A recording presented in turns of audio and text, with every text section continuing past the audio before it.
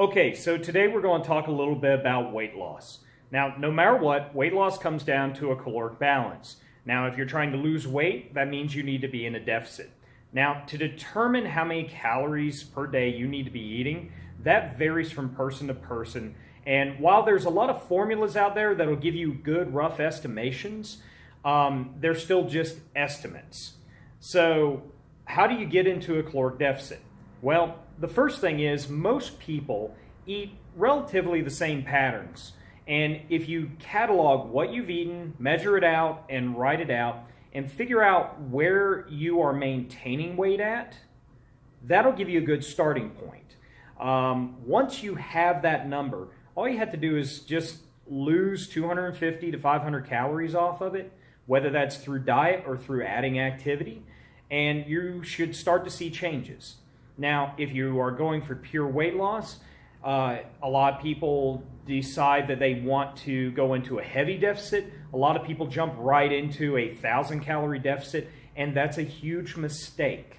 The reason being is your body will fight back, and whether you want to call it starvation mode or a metabolic deficiency, it doesn't matter what it's called, the effect is still the same. Your body will naturally try to ramp down and conserve energy and, for lack of a better term, try to be lazy so that you can survive.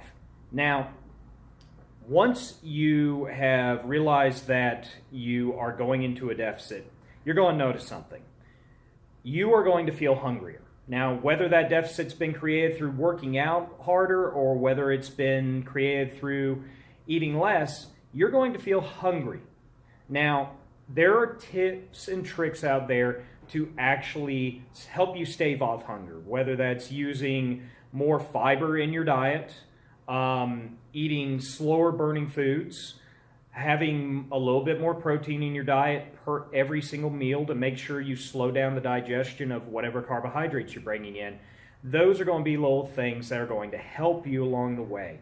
No matter what, if you're feeling hungry, you're going to be more tempted to eat. So you have to make sure you maintain that deficit and make sure that you're still ingesting the right foods. And that comes down to a balance.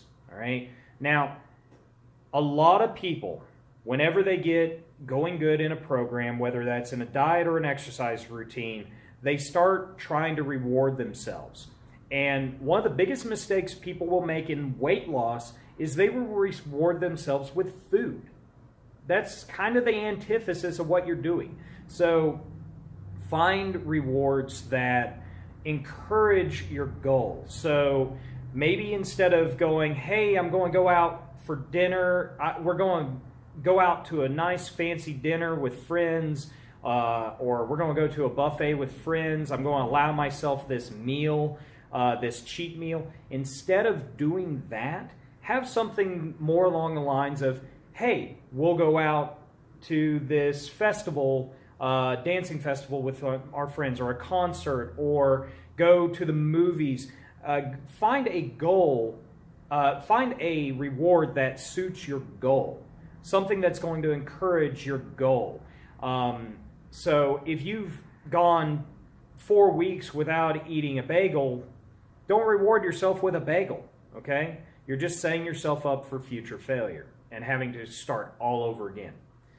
All right, so if you have any questions, if you have any comments, feel free to like and subscribe to my stuff.